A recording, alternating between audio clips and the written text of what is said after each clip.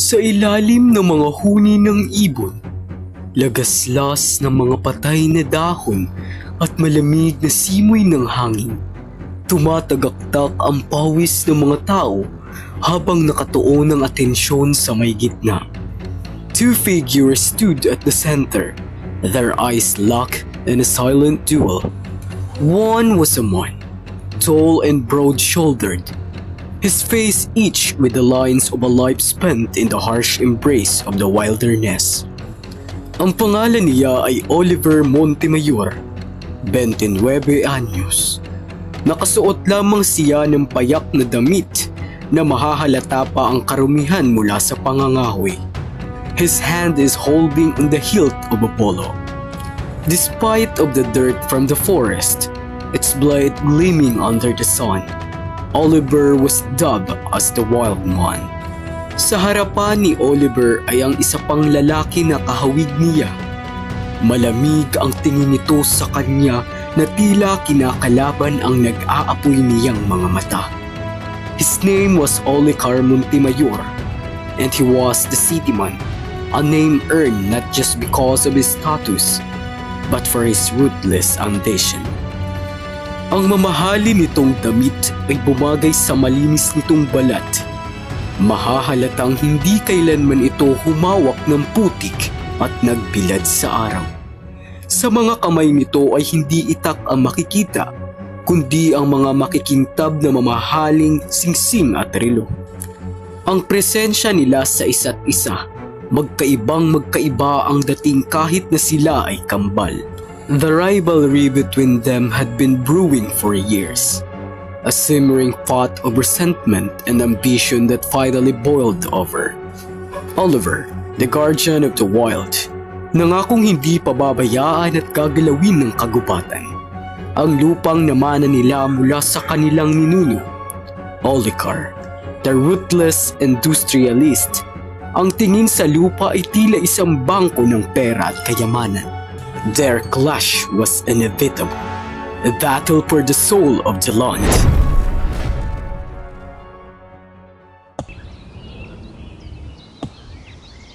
Anong ginagawa mo rito? Bakit bigla ka nalang sumusulpot? Nakikita mo namang nangangahoy kami. Tanong ni Oliver. Ang boses ay tila nagpipigil na maging malakas. Nandito ako sa parehong dahilan kung bakit ako nagpunta rito noon. Pues, wala kang mapapala.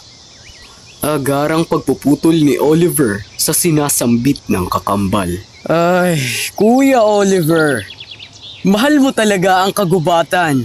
Olicar's voice was a chilling whisper laced with a hint of abusement. You think you can hold back the tide of progress with your primitive ways? Pero tandaan mong kailangang magbago ng mundo para sa hinaharap. Kung ang hinaharap ang inaalala mo, then the world doesn't need progress. Balanse ang kailangan ng mundo. Kung hahayaan kitang sirain ng kagubatan at gawin ang gusto mo, ano pa ang makikita ng kabataan sa hinaharap? Puro mga gusaling na isang ibon na hindi kayang tumira. The crowd, a mix of townsfolk and miners, watched with a bated breath while listening to them. Ang ilan ay kakampi ni Oliver na malaki ang pag-aalala sa kagubatang nakagisnan, while the rest are on Olicar's side. Mga taong nais maranasan ng mamuhay sa ilalim ng teknolohiya. Tumawa ng mapakla si Olicar. Balanse? You're a really kuya. A dinosaur clinging to a dying world. 1979 na ngayon. Nagsisimula ng magbago ang mundo. Ang future ay pag-aari ng mga taong gustong yumakap dito. Hindi sa mga taong natatakot na magbago. Magiging kawawa ang mga kabataang iniisip mo kapag nais mong lumaki sila na kagaya mo. Kung bakit ba naman kasi hindi na lang hinati ni Lolo ang lupaing ito? Bakit kinakailangan pa nating magsalo? Hiwalay ang mga magulang natin pero pwede pa rin tayong magkasundo. What do you think? Ilang beses ko bang sasabihin sa'yo? Sa pag-iisip mong yan, hindi mo ako makakasundo. Then, I'll take this land by force! No! Oliver's voice roared. Maglaban tayo ng patas, Olikar! Labanan na alam nating pareho. Napangisi si Olikar. I know what you're thinking. Sige, lalabanan kita! Sumabay ang kulog at kidlat sa wika ni Olikar. Nagbabadyaman ng pag-ulan. Hindi nila iyon pinansin. They asked the people around them to bring them swords. Maglalaban sila sa pamamagitan ng espada. Pareha silang marunong ng swordmanship dahil tradisyonal na kaalaman iyon ng mga Montemayor. When the swords came, the two of them circled each other, their swords clashing in a flurry of steel and sparks.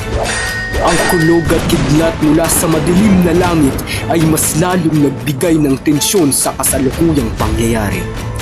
Kung sino man ang unang makabitaw sa sariling hawak na espada, siya ang talo. At ang magwawagi, ang mag-aari ng lupa. Pahayag ni Oliver na sinang-ayunan naman ang isa. Olikar struck first, his sword slicing through the air with deadly precision. Oliver parried the blow with ease. Ang espada niya'y kumikintab sa ilalim ng maambong langit. The twin danced in web, their swords clashing and parting in a mesmerizing display of skills and strategies. Pwersadong iwinasiwas ni Olikar ang espada niya. Gumawa iyon na nakakakilabot na tunog. Oliver parried the blow, but the force of the strike sent him stumbling backward. Nakitaan ni Olikar ng pagkakataon ng pagkawala ni Oliver sa balanse. So, he attacked with a flurry of sweep and deadly blows. Nahirapang sanggahin ni Oliver ang bawat atake ng kalaban. Olikar sensed a victory within his grasp and struck with all his might.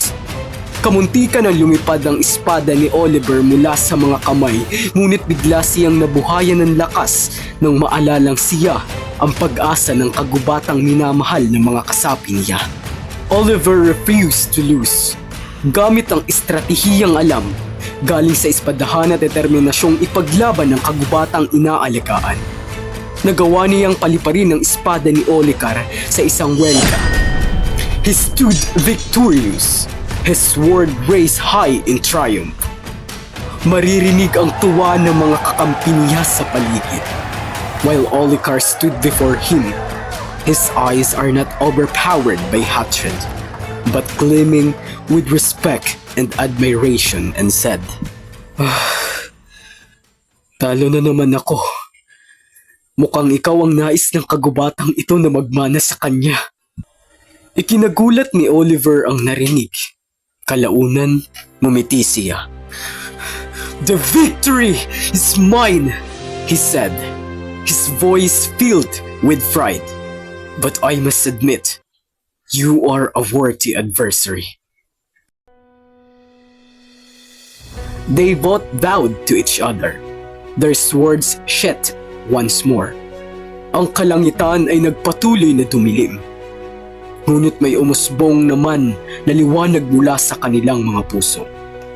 As they parted ways, Olikar turned to his big brother and said, I look forward to our next meeting, Kuya.